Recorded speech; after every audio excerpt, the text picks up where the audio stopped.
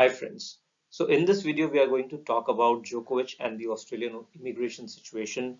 So we all know that there was a lot of discussion, a lot of confusion that happened when Djokovic entered Melbourne on January 5th of this year, and he was trying to enter the Australian Open, but he was not allowed to clear the border security force, and then he was put into a detention center where a lot of talks happened. There was a lot of protest from his fans. He also took the matter to the court, and finally it seems that as of now he is allowed to play in the Australian Open, although there is still a catch. We'll discuss that at the end of the video, but let's see what happened and what was the rule. How did Djokovic break the rule, if any, or whether or not Djokovic should have been allowed in the first place?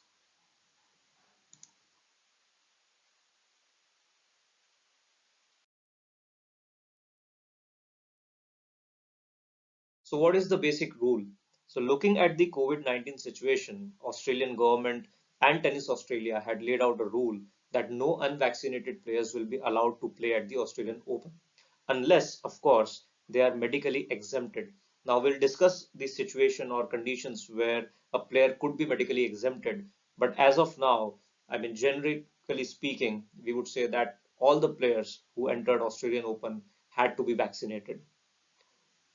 Now, we all know that Djokovic has not been vaccinated, and the reason for that he gave was a part of a medical exemption.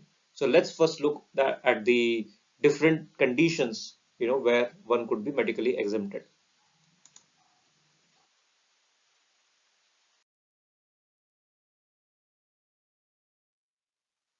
So medical exemption, as you all know, is a way to bypass the immigration rules laid out by the Australian government for COVID-19 vaccination. And, the generic view that I have received, the information that I have states that, if someone is dealing with any, cardiac illness in the last 3 months, or if someone has been tested positive for COVID-19 in the last 6 months, in which case the vaccine cannot be administered, or if someone is undergoing a major surgery, or if someone has suffered serious effects of COVID-19 vaccination in the past, or someone having any sort of mental or physical developmental disorders, all these or either of these people are eligible to be exempted from the mandatory vaccination rules, and of course they need to prove these conditions. So if you see these points, you can clearly see that Djokovic told the authorities that he won't be able to take the vaccine due to the fact that he had been tested positive for COVID-19 in December last year, on December 16th.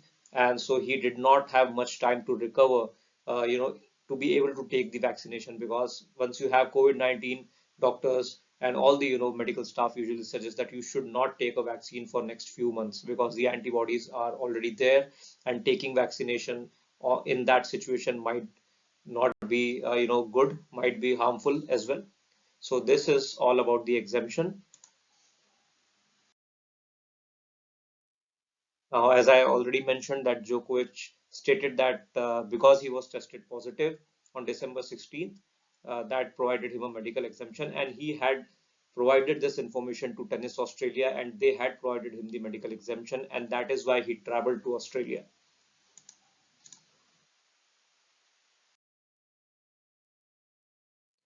Now let's look at some of the timeline here. So in April 2020, we all know that Djokovic has actually got COVID two times. The first time was in April 2020, where in June 2020, sorry, and in April actually he had publicly mentioned that he is against the vaccination, but if it becomes mandatory, then he will decide on the basis of what the authorities have to say. In June 2020, Djokovic tested positive for COVID-19 after an exhibition tournament. In November 2021, which is like 3 months back, the Australian Open director confirmed that there is a rule that has put in place that any player who is entering the Australian Open has to be vaccinated, or he should have a medical exemption. In December 2021, Djokovic tested positive for COVID on December 16th, and this is the evidence that he provided in Australia when he entered on January 5th of this year. And because the border force did not agree to the documentation, he was put in a detention center, and then he stayed for 4 to 5 days, where he was not allowed to roam around or get out of that center.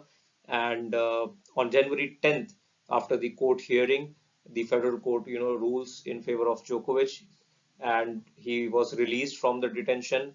And he straight away, after being released, he took all his equipment, he took his team, and he went to the Australian Open Center. He started practicing there.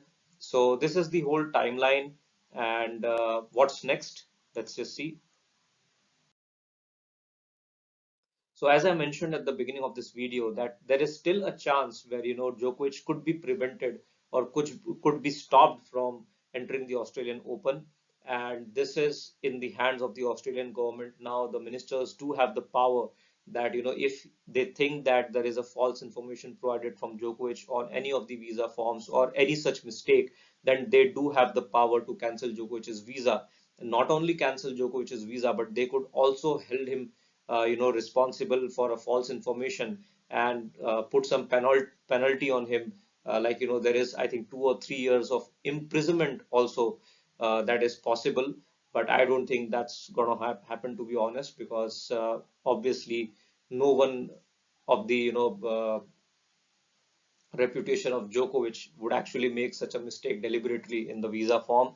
So obviously, it seems that Djokovic might be able to play at the Australian Open, but now the decision stands, with the Australian government.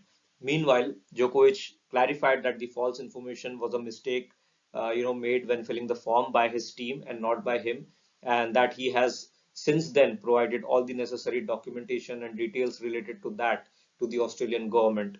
And I think the false information that we are referring to here is the fact that he mentioned no to a question asked in the form, where the question stated that you haven't have you traveled in the last 14 days after COVID to any other country? And there I think Djokovic mentioned, or Djokovic's team mentioned no, where actually he might have traveled, as he's saying, for certain events.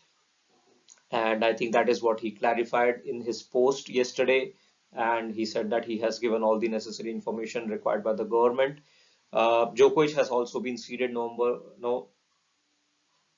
one for the Australian Open as of now. So if he is allowed to play, of course, then he would be the number one seed and would try to defend his title, try to get to the 21st Grand Slam, and move ahead of Nadal and Federer. On the other hand, Rafael Nadal, he suffered from COVID last month, but he has recovered successfully, and he is in Melbourne. He's just played a warm-up tournament. He has won the warm-up tournament, and he's looking forward to play the Australian Open and put a good performance there.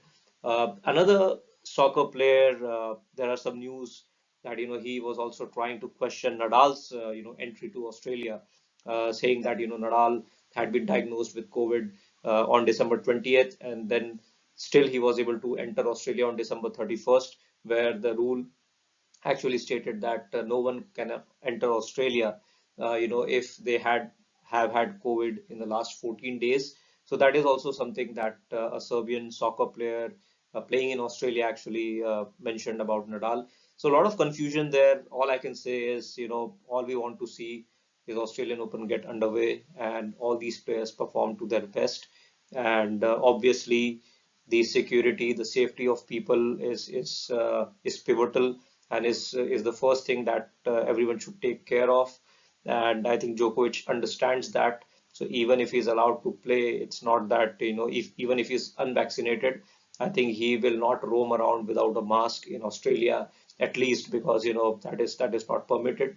And obviously, all these players would be in sort of a social bubble, where they would only be practicing at certain destinations, playing on the court, and then moving to certain hotels. They will not be allowed to roam around in Australia. So I think that should take care of that, of the safety concerns.